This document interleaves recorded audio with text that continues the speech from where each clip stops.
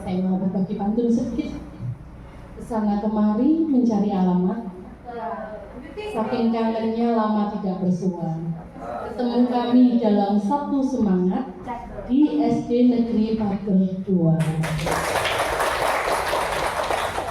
Bismillahirrahmanirrahim. Alhamdulillahirrahmanirrahim.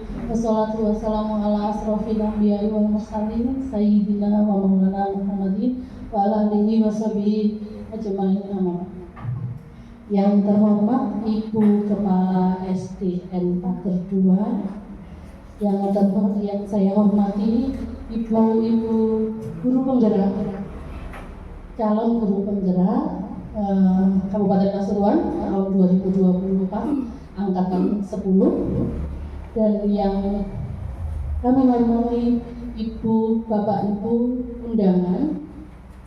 Alhamdulillah, puji syukur kehadirat Allah Subhanahu wa Ta'ala bahwa pada siang hari yang hangat ini kita bisa berkumpul di sini dalam keadaan sehat. Salawat serta salam senantiasa tercurahkan kepada junjungan besar Nabi Muhammad SAW, yang mana syafaat dari beliau kita nantikan di yaumil akhir. Bapak Ibu sekalian, hari ini adalah diseminasi kegiatan calon guru penggerak yang sudah kami lewati, dan kami perlu melakukan pengimbasan. Jadi nanti sebelum melakukan pengimbasan, kami perlu memperkenalkan siapa saja calon guru penggerak angkatan 10 dari Kabupaten Pasuruan. Dimulai dari yang sedang dokumentasi. Nah, beliau adalah mau di sini Bu, mungkin memperkenalkan diri. Oh gitu. Bu Nur Hidayati Hasim dari SD Bakalan 1. Kemudian ada Bu Wiwit, mau berdiri kan? Nah, ini ada Bu Wiwit Hidayati dari SD Sengon 1. Kemudian di sebelahnya mungkin sahabat sejati karena bertetangga begitu, besti gitu ya. Ini ada Ibu Jami dari SDN Pager 1. Di sebelahnya ada yang paling cantik, paling tidak dikenal gitu primadonanya SDN Pager 2. Iya aku primadona. Ganteng tapi kan semangatnya luar biasa. Ada Bu Faiz. Kemudian teman saya yang paling cantik dari SMK Negeri 2 Sukoharjo, ada Ibu Dewan Mawadah.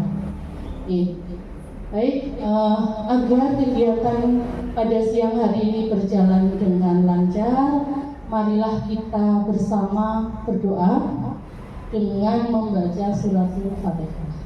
Saya Alhamdulillahil Fatihah.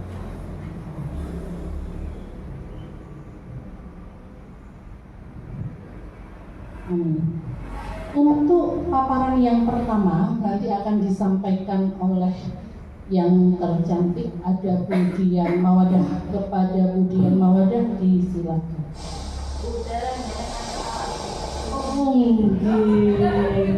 Iya, saya itu sudah minder Bu. Yang paling besar di antara semua ini, yang kalau dari gerbang sudah langsung terlihat, itulah saya. Perkenalkan, saya Nova Chandra Nintias dari SMK Negeri 2 Sukoharjo. Gitu Ibu. Baik, monggo kemudian disilakan.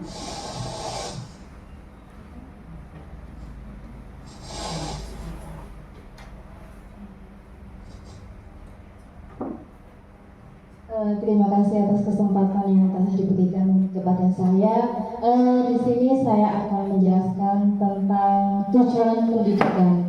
Nah, Bapak Ibu, di sini menurut KHD atau Ki Hajar Dewantara, tujuan pendidikan adalah menuntun segala kodrat yang ada pada anak-anak.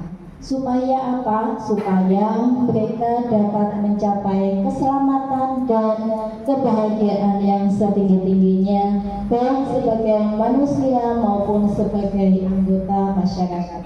Nah, dalam proses menuntun ini Bapak Ibu, kita sebagai pendidik diharuskan memberikan kebebasan kepada anak-anak. Namun kita sebagai pamong tentunya wajib memberikan arahan kepada anak didik kita supaya anak didik kita tidak kehilangan arah. Ngoten nggih. Yang kedua, kemudian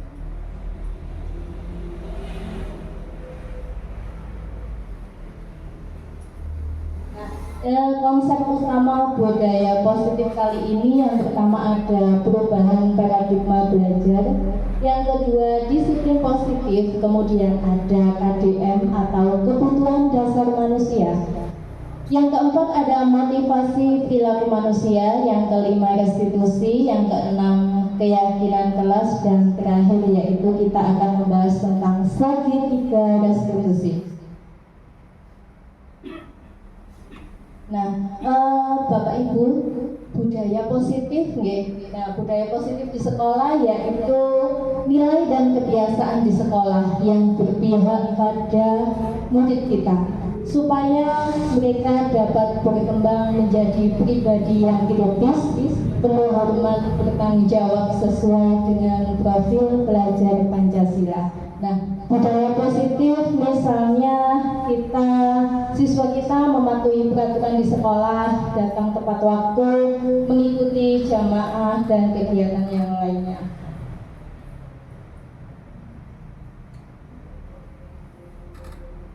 Nah, di sini Bapak Ibu ada perubahan paradigma belajar pada zaman dahulu nggih. Zaman dahulu sekolah itu memiliki peraturan.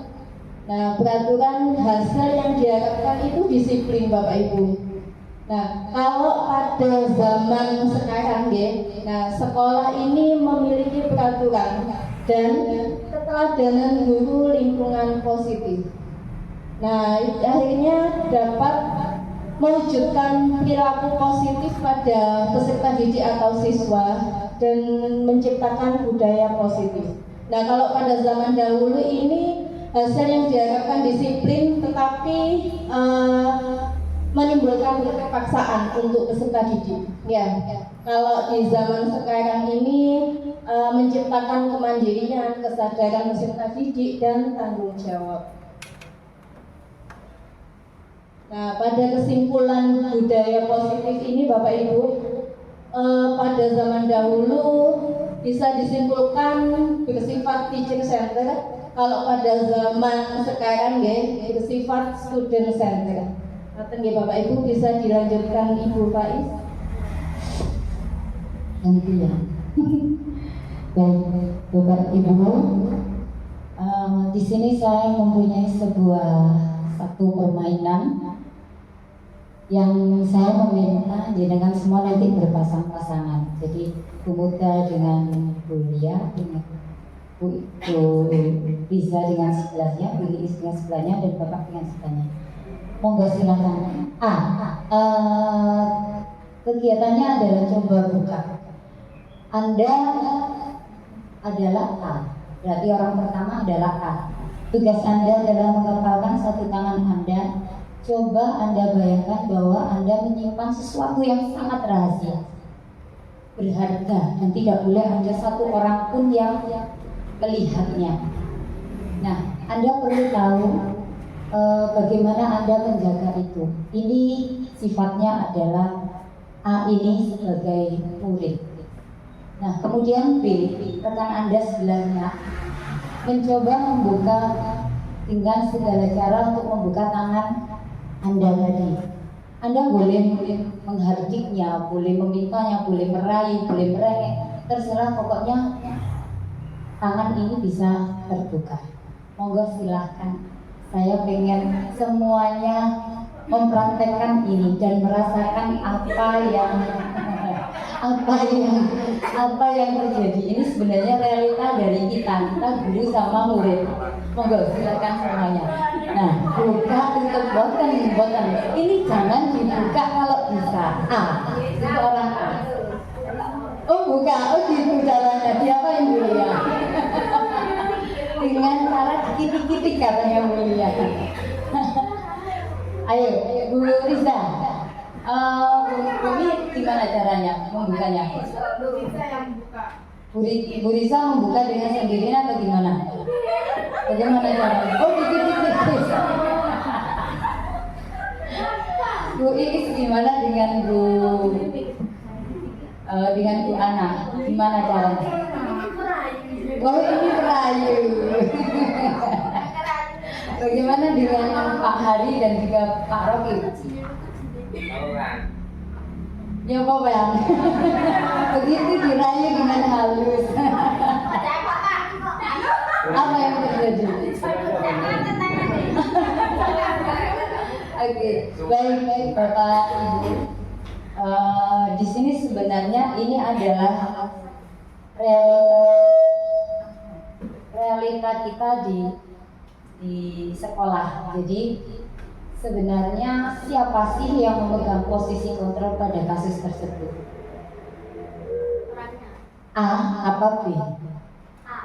A. Oke, yang memegang posisi kontrol di sini adalah A di kasus ini. Berarti siswa, jika siswa itu susah untuk dikasih tahu, berarti dia punya sesuatu alasan, kan? Benar gitu ya? Sesuatu alasan saya tidak mau membuka tangan saya. Benar begitu kan Bapak Ibu? Nah, gurunya mencoba dengan sekuat tenaga. Bagaimana caranya kita membuka supaya diri siswa itu terbuka? Nah, sebenarnya apa sih makna disiplin menurut itu, Bapak? Bisa rasain sedikit? Apa menurut jenengan disiplin itu apa sih sebenarnya? Kuliah biasanya kata-katanya yang kalau mbakmu Pak Hari pun disiplin itu apa sih sebenarnya Pak Hari? Menurut jenengan?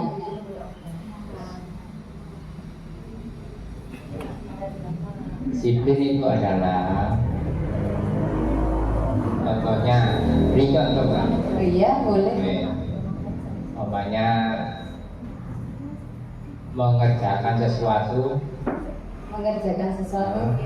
sesuai dengan waktu yang ditentukan. Mengerjakan sesuatu sesuai dengan waktu yang ditentukan. Mungkin ada yang lain?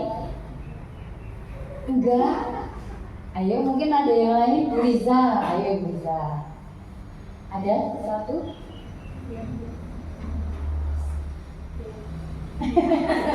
Diputer mic-nya.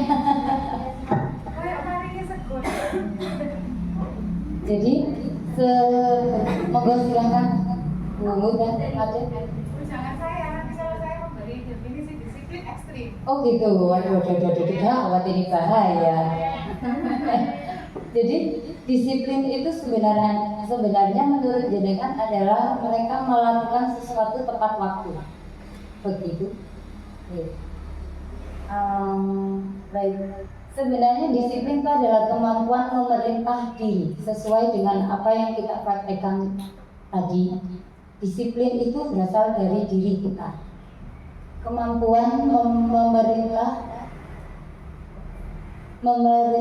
diri sendiri untuk mengontrol dan menguasai diri, untuk memilih tindakan yang mengacu pada nilai yang kita hargai dengan penuh tanggung jawab. Jadi anak-anak itu mengetahui disiplin itu sebagai, kalau dulu mereka menganggapnya pokoknya saya harus tepat waktu, tapi di situ ada keterpaksaan. Nah, disiplin di sini adalah kemampuan memerintah diri. Kalau memerintah diri berarti datangnya dari mana? Dari internal dirinya sendiri atau dari eksternal?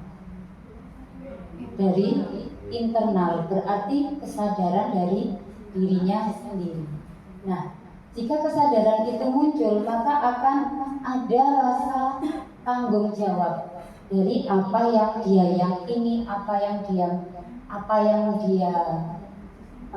yang diharapkan itu, dia akan muncul rasa tanggung jawab dengan sendirinya. Disiplin akan menjadi sebuah budaya pada diri manusia karena kesadaran dan tanggung jawab atau tuntutan diri untuk memenuhi kebutuhan dasar. Untuk memenuhi di poin ini, saya menekankan adalah kesadaran dan tanggung jawab serta tuntutan diri untuk memenuhi kebutuhan dasar. Jadi anak akan mengetahui kebutuhan dasarnya apa sih, sehingga dia mempunyai rasa tanggung jawab dan kesadaran diri untuk melakukan. Jadi bukan dari keterpaksaan yang seperti paradigma lama.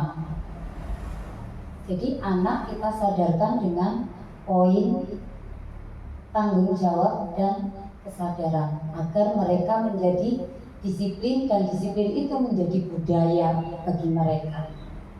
Begitu Bapak Ibu. Nah, untuk memenuhi kebutuhan dasar manusia ini bermacam-macam. Benar Bu Nur? Nah, memenuhi kebutuhan dasar itu bermacam-macam, tergantung dari diri pribadi. Monggo Bu Nur, silakan masuk untuk sesi berikutnya. Nah, kebutuhan dasar manusia akan dilanjutkan oleh Bu Wiwit dan juga oleh Bu Nur. Kebutuhan dasar yang seperti apakah yang harus kita ketahui sebagai seorang pendidik untuk bisa membuka kesadaran anak-anak, untuk membuat mereka lebih bertanggung jawab pada poin disiplin tadi, sehingga menjadi budaya bagi mereka. Monggo silakan Bu. Terima kasih. Dan nyambung.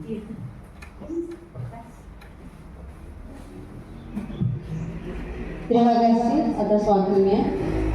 Sebelum kita ke kebutuhan dasar manusia yang tadi sudah diberikan contoh oleh rekan saya di depan dengan Bu Faiz tadi, kita mencoba mengepalkan tangannya tadi. Jenengan yang satu mengepalkan tangan, yang berperilaku sebagai temannya, yang berkeinginan untuk membuka dari kepalan tangan temannya dengan rasa penasaran yang amat tinggi, kepingin tahu apa tadi yang ada di dalam tangan tersebut. Seperti yang sudah dijelaskan oleh rekan saya tadi, kalau tidak mau membuka itu berarti punya alasan tersendiri kenapa dia tidak mau membuka. Rahasia. Nah, ada yang rahasia. Kenapa kok rahasia? Kenapa kamu tidak mau membuka? Sampai yang harus merayu-rayu, ngitik-ngitik ya? Atau ada juga tadi yang masih gak dibuka. Ya, seperti itu. Karena setiap orang punya kebutuhan dasar.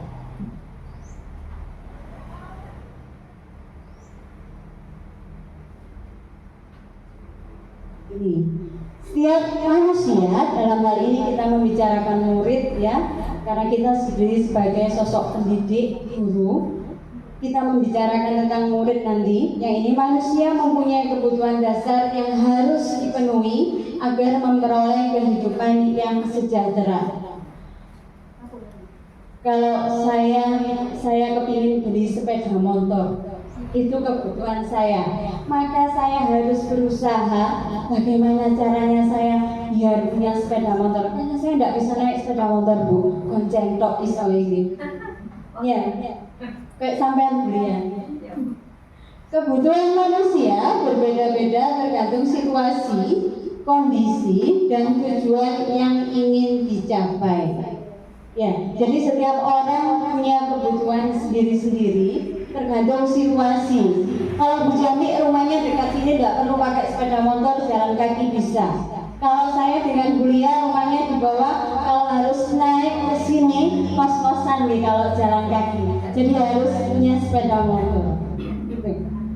Ketika manusia memperoleh apa yang diinginkan, sebenarnya manusia tersebut sedang memenuhi satu atau lebih dari kebutuhannya. Jadi kalau saya sudah punya sepeda motor, berarti saya sudah punya satu yang saya inginkan. Demikian juga dengan murid-murid kita. Mengapa anak-anak itu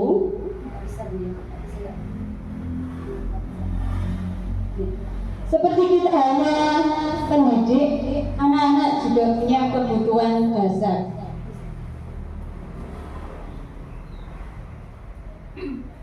Menurut Dr. William Glasser dalam choice theory, bergaya sih ngomongnya, ada 5 kebutuhan dasar manusia. Ini ada survival. Kemudian survival itu dia. Aku apa-apa bahasa Inggris. Survival apa? Bertahan hidup. Katanya Bu Nur ini bertahan hidup. Bagaimana caranya supaya kita bertahan hidup? Yang berikutnya ada cinta kasih atau diterima. Kalau ini semua sudah cinta kasih dan diterima. Yang berikutnya ada kesenangan. Juga senang.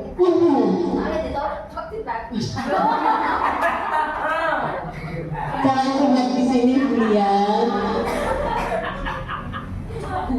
Ya, ada kesenangan, kemudian kebebasan. Kesenangan dan kebebasan. Bedanya. Kalau senang itu, aku senang iki. Kalau bebas, merdeka. Ada enggak? Kupu-kupu itu dapat. Gambar kupu-kupu terbang bebas gitu. Yang berikutnya adalah penguasaan.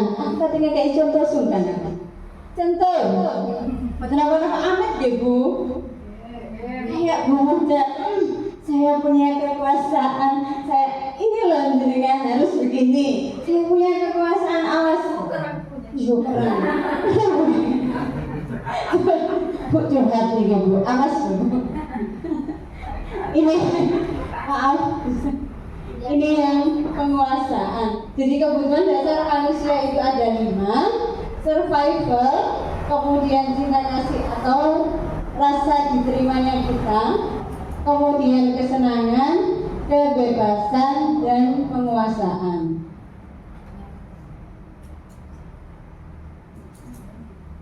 Dari 5 keterangan tentang kebutuhan dasar itu, saya kira setiap kita sebagai pendidik itu sudah menyadari bahwa kita punya kebutuhan dasar. Ini.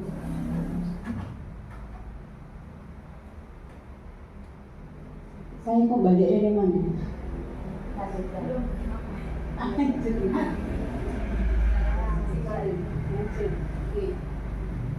Saya kira kebutuhan dasar tiap kita sebagai pendidik itu, kalau pada intinya 5 ini, tapi saya tidak tahu jenengan kebutuhan dasarnya ada berapa.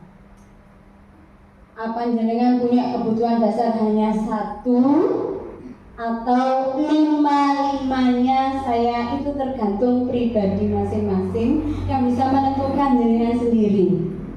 Pada saat ini kalau kebutuhan saya saat ini, contoh, saya survival, saya kepingin berjuang untuk hidup. Kenapa saat ini saya ingin berjuang untuk hidup? Karena saya lapar, jadi saya harus makan. Itu kebutuhan hidup saat ini, kebutuhan saya saat ini. Jangan lapar apa boten? Enggak sih, sudah makan siang ya tadi. Saya survival, kepingin makan, kebutuhan saya karena saya lapar. Jadi 5 kebutuhan ini setiap orang tidak sama. Kita libatkan juga anak-anak atau murid kita.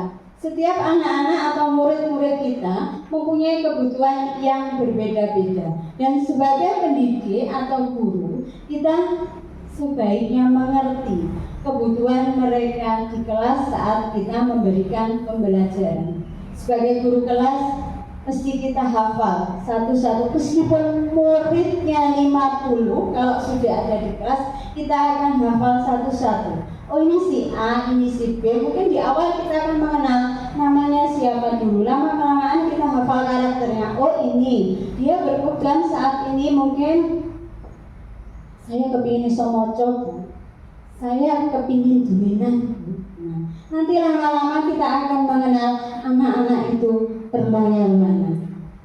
Untuk memperdalamnya, saya akan mempersilahkan teman saya supaya kita lebih ngelontok untuk kebutuhan kita ini. Terima kasih, monggo.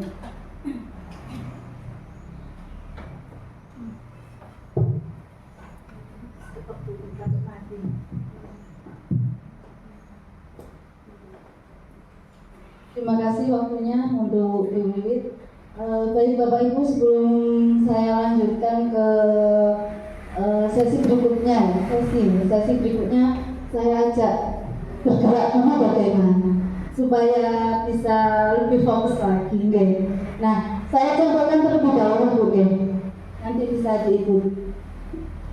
Ini mau bergerak apa? Mau duduk nyaman? Oh, bergoyang ya, nanti terakhir dan sesi terakhir nanti ada sesi bergoyang. Nah, sekarang gini, saya coba bergoyang. Mungkin dari Bapak Ibu sudah ada yang pernah tahu ini, tapi tidak apa-apa supaya bisa bergerak lagi. Bahaya, Bu. Ini 1 ditambah 1 sama dengan 2. 2 ditambah 2 sama dengan 4. 4 ditambah 4 sama dengan 8. Goyang Ibu Bunda. 8 ditambah 8 sama dengan 16. Oh, kayak lagi. Enggak, bisa ya Ibu-ibu? Nah, kan sama seperti murid kita nyanyi satu-satu gitu. Monggo. 1 ditambah 1 sama dengan 2. 2 ditambah 2 sama dengan 4. 4 ditambah 4 sama dengan 8. 8 ditambah 8 sama dengan 16. Tepuk tangan untuk kita semua. Terima kasih Bapak Ibu. Di sini saya akan melanjutkan apa yang disampaikan oleh Bu Wiwit ya, terkait kebutuhan dasar manusia. Ya tadi sudah kebutuhan dasar manusia kan ada kebutuhan fisiologis yang terdiri dari survival tadi ya. Kemudian kebutuhan psikologis ini yang 4 tadi adalah kebutuhan psikologis. Ada yang cinta kasih diterima, ingin diterima, murid kita ingin diterima. Kemudian ingin yang kadang ingin jadi jagoan ya Bu ya, ingin menguasai hanya jadi jagoan seperti itu. Kemudian ada kebebasan, ingin bebas, ingin melakukan apa yang dia inginkan. Kemudian kesenangan, seru-seru, usil-usil kan temannya. Pasti banyak dari murid-murid kita ya, usil diem-diem, usil akhirnya temannya ngatur. Bu, itu yang nakal, aku yang seperti itu. Pasti banyak ya. Nah itu adalah merupakan salah satu dari kebutuhan dasar yang ingin dimiliki, yang ingin yang ingin dikeluarkan oleh murid kita. Nah, selanjutnya ini ada kasus Bu, kasus. Ada kasus ya. Kasusnya seperti ini. Ibu guru Ria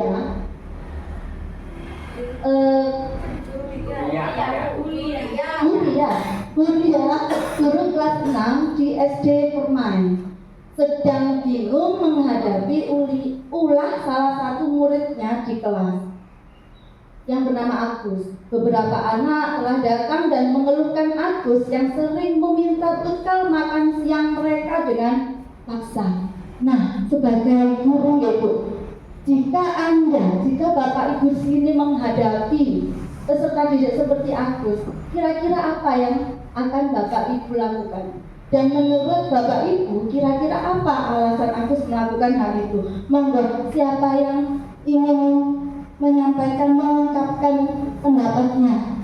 Monggo, ketika ada murid kita membawa bekal, kemudian bekalnya dimintai sama teman-temannya itu diminta. Nah, jenengan sebagai guru, sebagai wali kelas mungkin apa yang akan Anda lakukan ketika ada murid-murid kita yang bilang, aku sendiri tak bekal muter terus sampai habis. Nah, kira-kira seperti apa? Monggo. Siapa? Bu Ana. Monggo Bu Ana. sih kalau murid itu anak pintar-pintar, muridnya itu anak pintar-pintar. Kita berdiskusi Bu ya, bagaimana sih menangani peserta didik kita kalau seperti itu gitu. Monggo kita berbagi aja Bu, berbagi pengalaman ya. Di sini kita berbagi pengalaman. Monggo. Dengan Ibu siapa? Mohon maaf. Bu Awalia, nggih monggo Bu Awalia. Anu musik itu Bulia dulu SD kelas 6. Kalau saya jadi gurunya, misalnya Agus kok minta terus, mungkin alasannya dari rumah dia enggak sarapan gitu. Terus ya saya suruh, bos kayak ngorek, ngorek keren.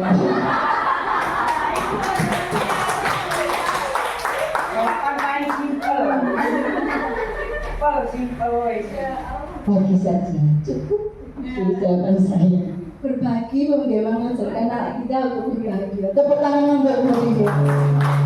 Mungkin ada lagi yang ingin menyampaikan, Bu Muda mungkin, monggo Bu Muda. Boleh saya nggak? Oh iya tak apa.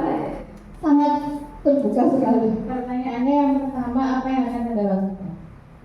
Yang pertama, pastinya kita mendekati dulu. Kenapa sih kok bisa seperti itu? Kita kan sudah tahu bahwasannya si anak itu melakukan hal tersebut karena dia ingin memenuhi kebutuhan dasarnya kan. Kita sudah paham itu. Yang perlu kita gali adalah kebutuhan dasar yang mana dan kenapa kebutuhan dasar itu sampai tidak terpenuhi. Jadi setelah kita mendekati oke, untuk 1 kali 2 kali kita bisa opsi jawabannya Bulia, karena di situ tidak ada ruginya, juga membiasakan anak-anak untuk berbagi. Tapi kan itu tidak bisa sepanjang hari ya. Nah, yang selanjutnya bisa kita memberi. Tapi setelah itu kita menggali ternyata ada sesuatu di rumahnya. Ya kita mendalami itu sesuatu di rumahnya. Kenapa kok sampai tidak terpenuhi kebutuhan dasar? Perkembangan selanjutnya kita silaturahmi dengan wali murid. Kenapa seperti itu? Kalau bisa dikomunikasikan, mari kita saling berkolaborasi untuk memenuhi kebutuhan dasar si murid. Seperti itu. Terima kasih Bu Muda. Dan menganalisis dulu Bu ya, kasusnya melakukan pendekatan. Terima kasih Bu Muda. Nah, seperti yang dikatakan Bu Muda dan Bu Ria tadi, sebenarnya kita harus dulu mengetahui kebutuhan dasar apa dari Agus ini yang kok sampai Agus ini meminta bukannya temannya. Nah, di sini dalam konteks penerapan disiplin positif itu Bu Ria sebaiknya mencari tahu dulu. Nah, mencari tahu alasan Agus mengapa dia meminta bekal temannya, dan agar mengetahui si Agus ini berusaha memenuhi kebutuhan apanya. Yang pertama,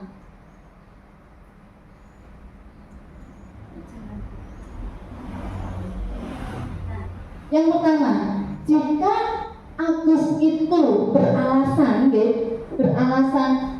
lapar dan tidak dibawakan bekal oleh ibunya, maka ini adalah kebutuhan apa kira-kira? Fisiologis atau kebutuhan survival tadi, kebutuhan bertahan hidup. Ya seperti yang disampaikan Bu Ria tadi, ya kasihkan saja, berbagi, tidak apa-apa. Itu adalah salah satu solusi. Nah, kebutuhannya karena Agus tidak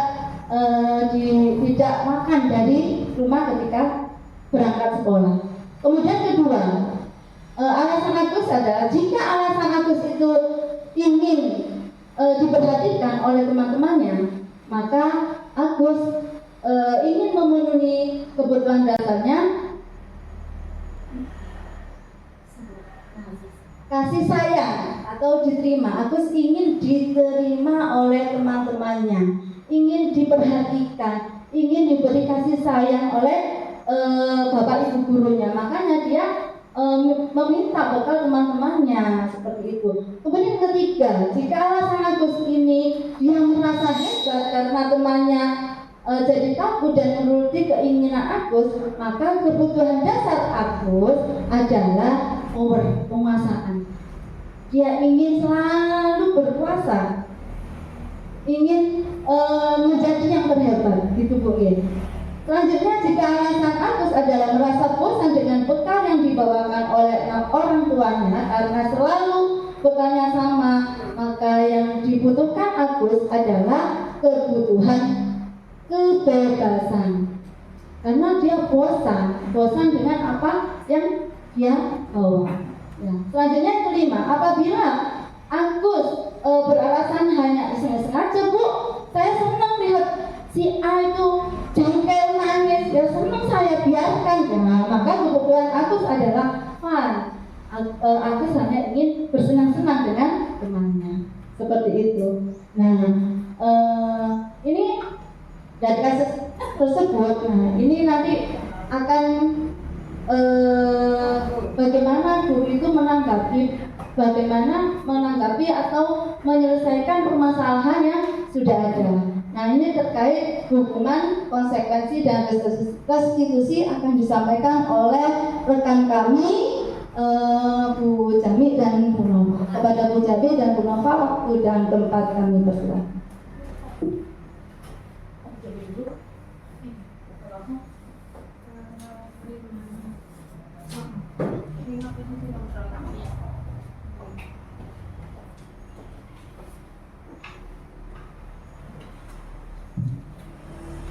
Terima kasih atas waktu yang diberikan. Untuk sesi kali ini saya melanjutkan dari teman-teman saya. Pada sesi ini meninjau tentang hukuman, konsekuensi, dan restitusi, di mana kita membedakan antara hukuman, konsekuensi, dan restitusi. Hukumnya bersifat menghukum, biasanya kita ke arah fisik. Kadang anak-anak terlambat. Dan sampai sekarang anak-anak pasti mintanya apa? Hukuman fisik. Lama Bu, 5 kali muteri lapangan. Gini mau boten? Boten. Ada yang seperti itu.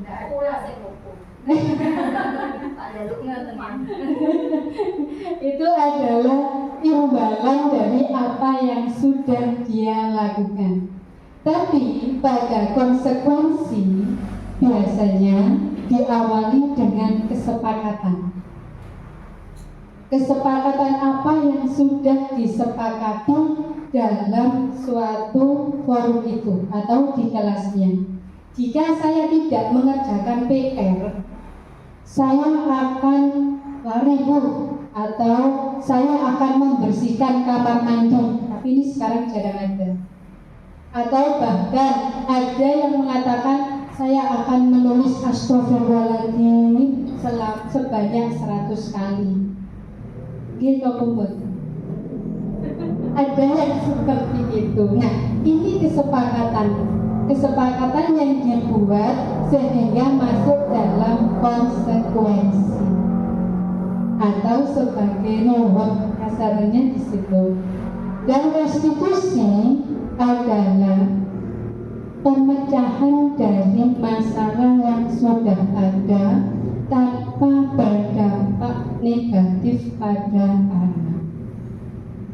Atas dasar hukuman, konsekuensi, dan restitusi ini, kita mengacu pada teori William Glasser, yaitu 5 posisi kontrol guru.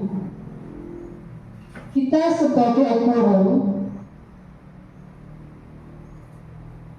ada 5 posisi kontrol yang biasanya kita lakukan. Nah, kita termasuk yang mana? Di dalam posisi kontrol ini, yang pertama yaitu sebagai penghukum. Yang kedua, membuat merasa bersalah. Jadi anak-anak itu dari kesalahan, tindakan yang sudah dilakukan, kita sebagai apa untuk menghadapinya? Yang pertama penghukum, yang kedua membuat merasa bersalah, atau kita sebagai teman. Yang keempat, kita sebagai pemantau untuk selalu mengawasi anak-anak. Dan yang terakhir, kita sebagai manajer. Nah, kita menghadapi atau mengambil memahami dari tindakan yang sudah dilakukan anak-anak, kita memposisikan guru itu sebagai yang mana. Untuk memahami dari kelima posisi kontrol guru ini, silahkan dipahami dari ilustrasi berikut. Untuk Bu Nova dan Bu Faiz, monggo. Budian dan Bu Faiz.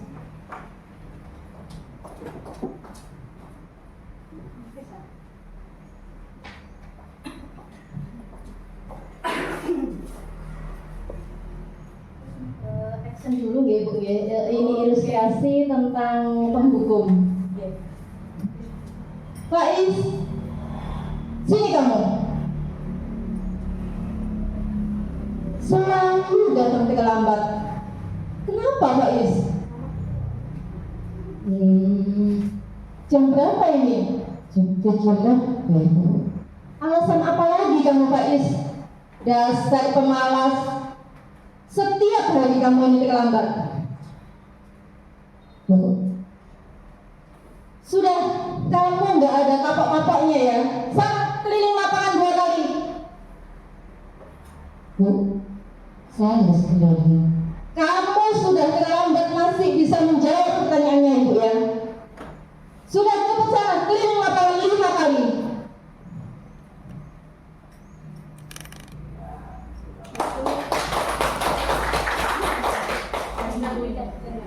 Praktekkan semua, Bu.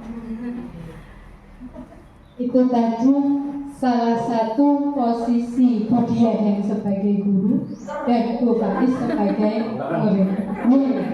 Dari ilustrasi tadi,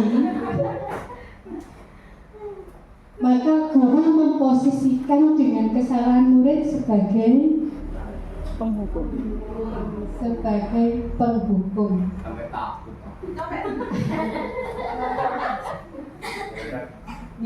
Sebagai penghukum, di mana penghukum biasanya suaranya membentak-bentak, menghardik, menyakiti atau bahkan menyindir. Gurunya ketok uwereng. Nah, di sini dampaknya sangat pada murid. Biasanya hukumannya berupa hukuman fisik. Dampaknya sangat berdampak pada murid. Biasanya anak-anak akan dendam atau merasa tidak suka dengan guru tersebut. Baju keren, mesti hukum. Biasanya seperti itu. Dan bahkan anak-anak pasti akan sangat berhati-hati saat bertemu dengan guru tersebut. Dan ini dampaknya bahkan sampai bertahun-tahun. Kemungkinan dari Bapak Ibu guru dulu waktu sekolah yang pernah bertemu dengan guru yang berposisi sebagai penghukum pasti ingat sampai sekarang. Monggo beliau.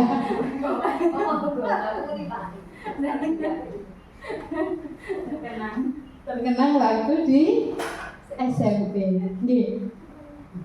Nah, sampai sekarang ingat. Sampai usia berapa tahun. Bahkan saya dulu pernah dibawakan rotan, samblek kan. Tak samblek. Nah, itu adalah sebagai posisi penghukum. Oke. Selanjutnya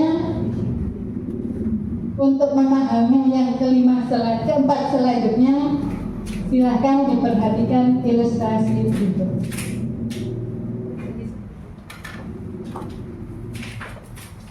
Faiz, kenapa kamu datang terlambat lagi, Nak? Senang sekali kamu bikin ibu susah. Bisa-bisa ibu nanti ditegur sama ibu kepala sekolah.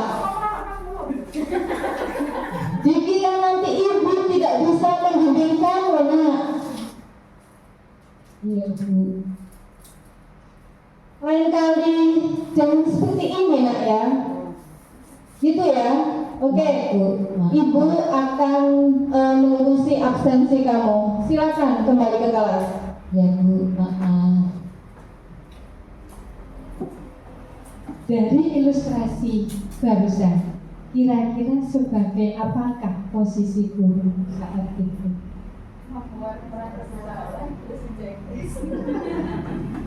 Membuat rasa bersalah, di mana guru akan membuat murid itu merasa bersalah, merasa gagal akan caranya, bahwa dia sudah melakukan suatu kesalahan.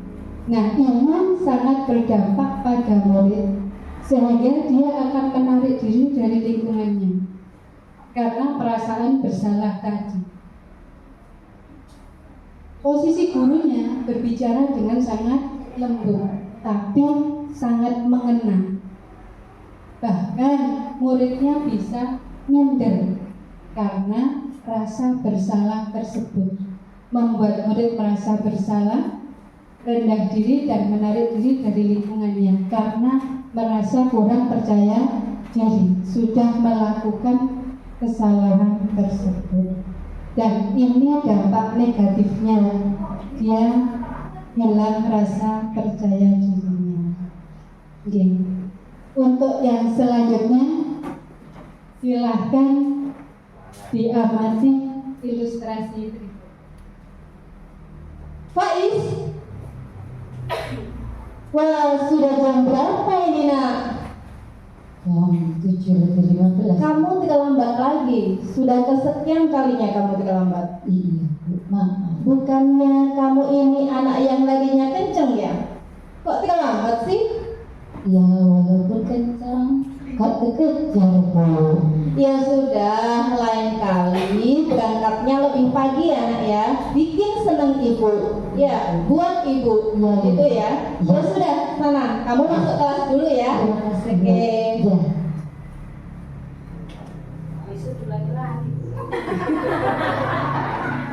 Betul, besok pasti diulangi lagi karena di sini guru berposisi sebagai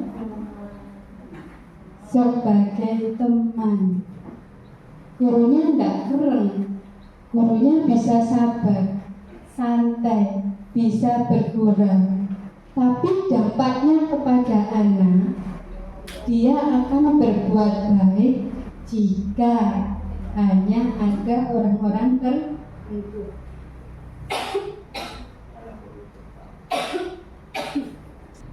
Murid akan merasa ketergantungan.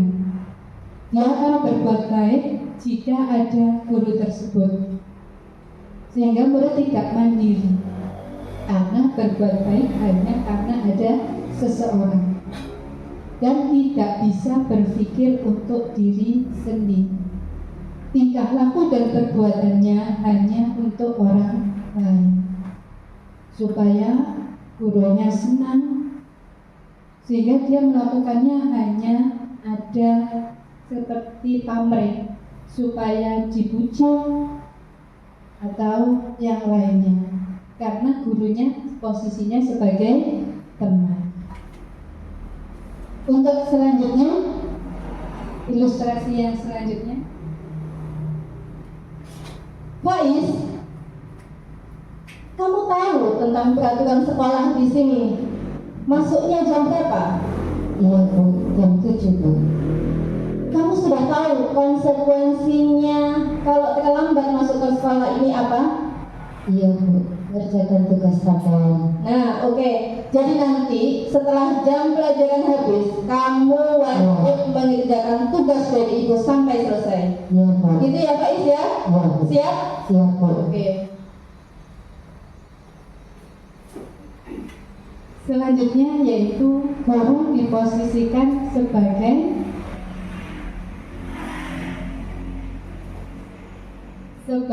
pemantau.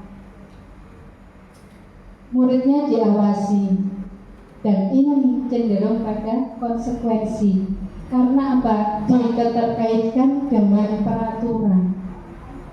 peraturan yang ada, yang harus ditaati dan itu akan membangun unsur ekstrinsik, motivasi ekstrinsik dari murid. Dia melakukannya hanya karena peraturan, bukan dari dalam dirinya sendiri.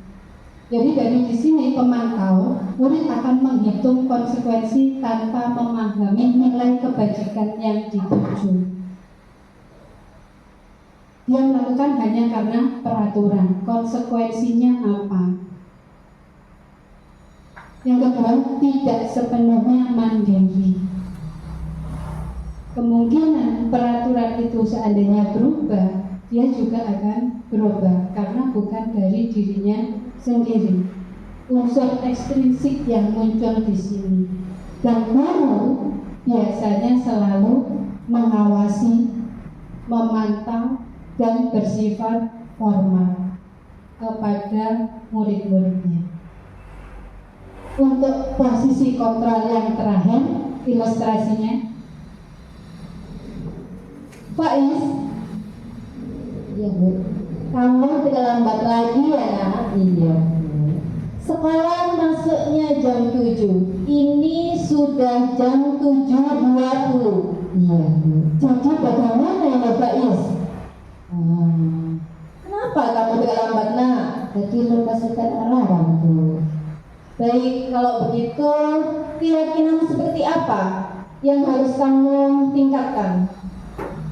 Menghormati orang lain sama menghormati diriku. Oke, Itu kan Bu. setuju ya, gitu ya. Oke, apakah Faiz bersedia untuk memperbaiki keterlambatan ini? Iya siap Bu. Siap. Bersedia ya? Oke nak. Nah, bagaimana caranya Faiz untuk mengatasi masalah keterlambatan ini?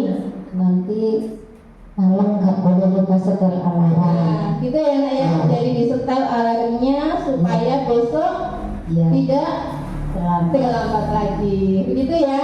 Iya Bu. terima kasih untuk ilustrasinya. Dan yang terakhir adalah Nantinya palsu. janjinya.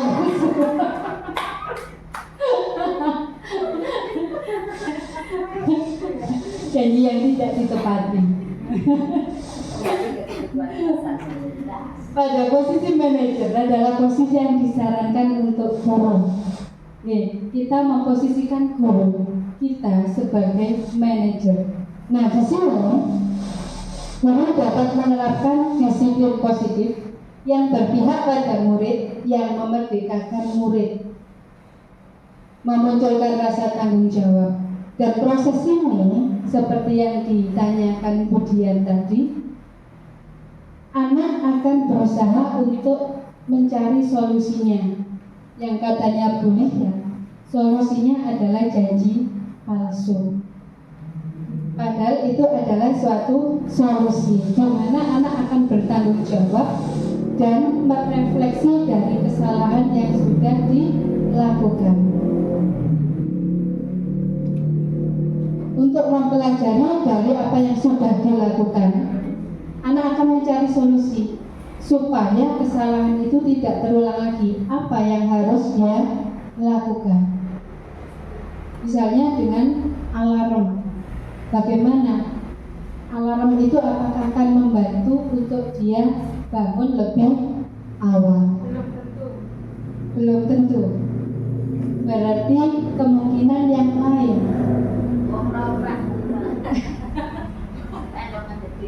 Nah, ada solusi yang kedua, antisipasi. Seandainya memang alarm itu tidak mengatasi, maka ada kerjasama dengan orang tua atau saudaranya untuk memperdulikan, membangunkan dia lebih pagi sehingga tidak kesiangan lagi dan dapat datang ke sekolah tepat waktu. Di sini guru memposisikan dirinya sebagai manajer, di mana akan membentuk murid-murid yang mandiri dan bertanggung jawab. Munculnya motivasi intrinsik dari dirinya sendiri, karena dia merasa tanggung jawab bahwa sebelum jam 7 saya sudah harus ada di sekolah. dan dia mandiri dengan apa? Dia akan mempersiapkan dirinya sendiri. Dari sini muncullah aspek motivasi intrinsik pada murid. Dia datang sebelum jam 7 bukan karena apa-apa, tapi karena dari dirinya sendiri. Sehingga dilakukan setiap hari akan membentuk budaya positif pada murid. Dia akan melakukan disiplin positif, disiplin waktu. Dia nggak akan melanggar waktu lagi. Disiplin positif ini yang akan muncul dari anak tersebut. Dan yang terakhir akan membentuk karena sudah terbiasa dari kehidupan sehari-hari, dilakukan setiap hari merupakan suatu budaya, maka akan terbentuk murid yang berkarakter. Berkarakter di sini dia akan mematuhi atau melaksanakan kebiasaan-kebiasaan yang baik. Tidak ada pelanggaran lagi. Selanjutnya, untuk pemecahan atau mengatasi pada anak yang bermasalah pada murid kita, yaitu dengan menerapkan tahapan segitiga restitusi yang selanjutnya akan disampaikan oleh Bu Nova. Kami persilakan. Baik, terima kasih waktunya Bu Jami. Baik Bapak Ibu, apa sih segitiga restitusi? Sebelumnya mau saya kaitkan dulu dengan apa itu hukuman dan apa itu konsekuensi. Nah, saya punya contoh kasus, ada 2 contoh kasus. Yang pertama, kamu dihukum lari mengelilingi lapangan karena terlambat. Kasus yang pertama. Kasus yang kedua, kamu bersihkan meja karena menumpahkan minuman di meja. Satu lagi kasus, dihukum lari 5 kali memutari lapangan karena terlambat masuk pada jam olahraga. Kita kupas, manakah yang termasuk hukuman, manakah yang termasuk sanksi atau konsekuensi dari ketiga kasus itu. Yang pertama, lari mengelilingi lapangan upacara berapa kali tadi? 5 kali karena terlambat. Kira-kira itu hukuman atau konsekuensi? Hukuman, ya hukuman. Kenapa? Karena melibatkan fisik. Kemudian yang kedua, membersihkan meja, tumpahan air karena tadi menumpahkan air. Jadi dia diminta membersihkan mejanya. Itu hukuman atau konsekuensi? Betul sekali. Konsekuensi, meskipun fisik tapi konsekuensi. Dia menumpahkan minuman, konsekuensinya ya dia yang membersihkan minumannya, begitu ya. Yang ketiga, lari memutari lapangan basket 5 kali karena terlambat mengikuti jam olahraga. Hukuman atau konsekuensi? Konsekuensi atau hukuman? Kenapa kok konsekuensi? Kan dia fisik juga. Betul sekali. Jadi tidak selamanya fisik itu dikatakan hukuman. Nah, dalam hal ini karena dia pada saat pelajaran olahraga dan dia terlambat, konsekuensinya nyambung. Jadi fisik. Bagus. Nah, benar. Sebab kedua itu luar biasa. Oke. Sudah tahu sebelum diberitahu gitu. Nah, untuk mengatasi permasalahan-permasalahan yang ada dari murid tadi itu memakai segitiga restitusi. Jadi fungsinya kalau tadi hukuman itu berlakunya jangka pendek saja. Mereka menyadari kesalahan, habis itu dihukum, besok diulangi lagi, dihukum, bisa diulangi lagi seperti itu. Tapi kalau konsekuensi dia menyadari, tapi tetap nggak berjangka panjang, cuman dia menyadari saja. Kalau hukuman bisa jadi dia sambil gondok, gitu kan. Tapi kalau konsekuensi dia menyadari, oh iya ini salah saya, tapi ya sudah sebatas itu saja. Nah, bedanya dengan restitusi itu bagaimana kita membimbing siswa, dia menyadari kesalahannya, kemudian membimbing anak ini tadi supaya bisa mencetuskan ide bagaimana saya menyelesaikan masalah ini. Jadi tidak hanya sebatas memberikan konsekuensi, tapi anak itu kita memancing supaya anak itu bisa mengeluarkan idenya apa ya konsekuensinya. Tapi dari dia, bukan dari kita. Kalau tadi yang dihukum lari itu kan kita kan yang merintah. Ya udah kamu lari telat jam olahraga kamu lari. Tapi kalau restitusi itu enggak, muncul dari anak itu sendiri, betul ya? Tanpa paksaan.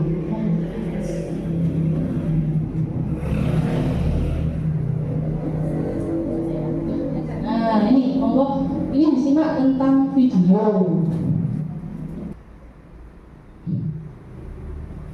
Iya. Jadi ini penanganan masalah siswa.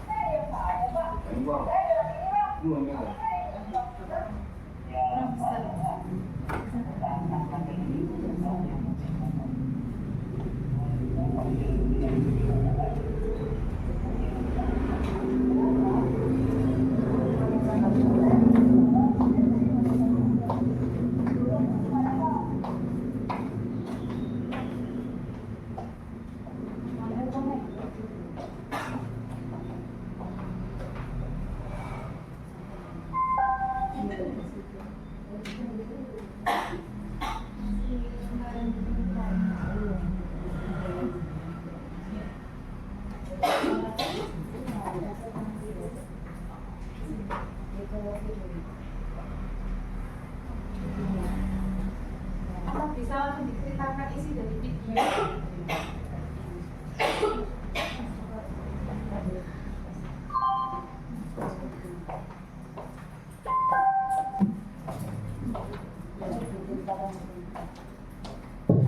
Sikap-sikapnya restitusi gitu saja untuk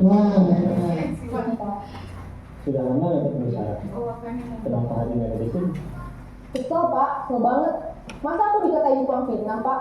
Ya aku marah lah. Aku balik ngatain Eka di depan kelas. Kesel banget. Oh begitu. Ya pasti kamu marah dan kesal. Bapak juga akan marah apabila ada yang menuduh Bapak seperti itu. Kemudian pada saat itu kamu mau melakukan apa?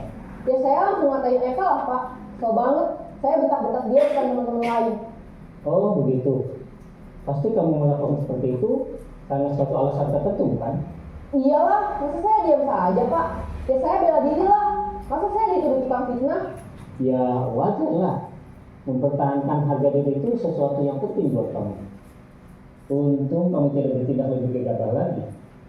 Hanya membentak-bentak. Iya pak. Untung saya masih bersabar dan hanya membentak saja. Sudah gemes padahal. Saya pasti bela diri lah. Ya pasti ya. Tapi kamu memilih untuk tetap bertahan dan bersabar. Kamu memilih untuk tidak berbuat lebih parah lagi kan? Iya. Nah, sekarang coba kita lihat lagi tindakan kamu yang bentak-bentak Eka di kelas. Tindakan kamu itu kira-kira sesuai dengan keyakinan kelas atau prinsip kamu tidak? Enggak lah pak. Capek pak jadi pemarah. Jadi keyakinan atau prinsip mana yang kurang sesuai dengan keinginan kamu? Ya, saya sebenarnya sangat menghargai orang lain. Mungkin saat itu saya menjadi emosi, jadi tidak menunjukkan sikap itu. Kamu meyakini tidak?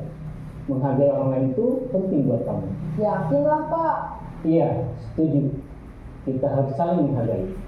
Namun, ada juga keyakinan yang kita sepakati yang perlu kita jalankan apabila kita sedang marah, bukan? Ya, saya bisa lebih proaktif, mulai dengan diri sendiri. Saya bisa jadi lebih bersabar, mengambil waktu jeda untuk berpikir mau apa selanjutnya.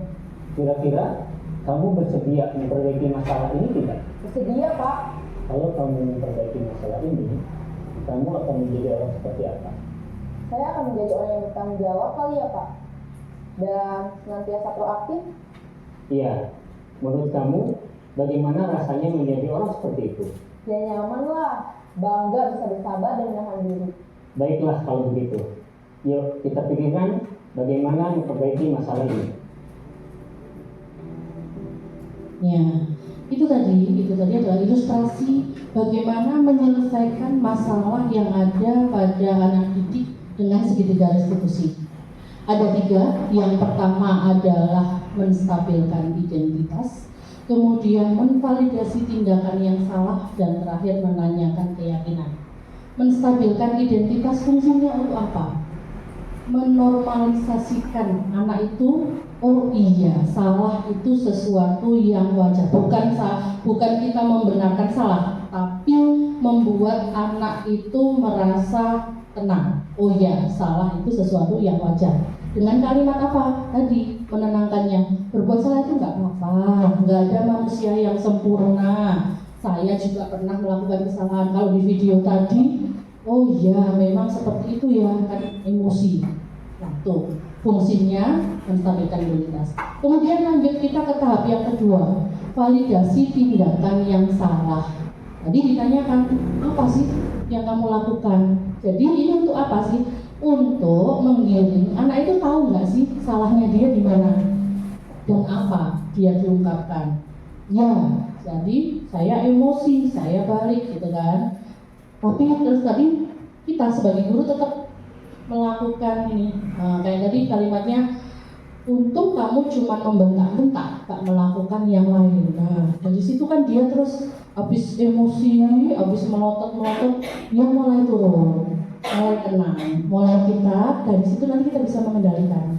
Ya, karena apa? Karena kita sudah memberi iya untung, iya Pak, untung saya cuma membentak-bentak saja, nggak sampai melakukan hal yang lain.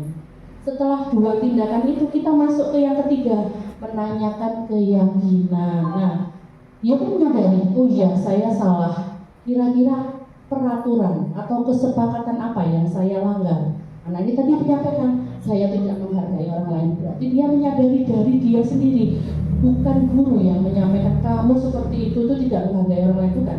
Jadi karena tadi sudah dinormalisasikan kesalahannya, dia menyadari kesalahannya, keyakinannya apa.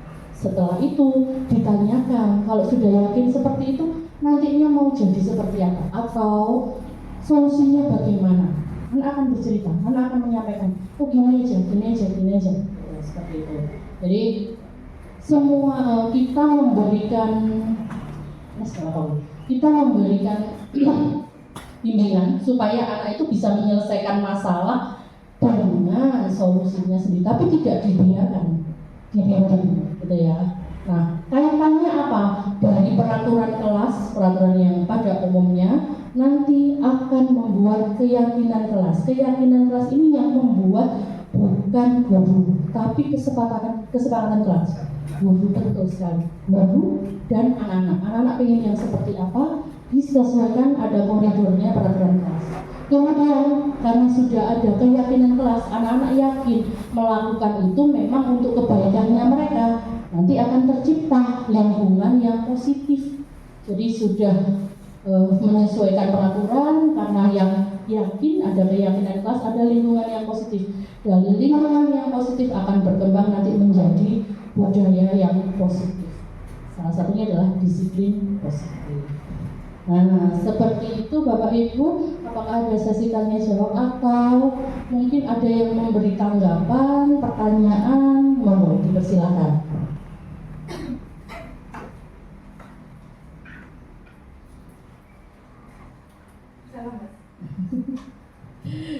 Sampun?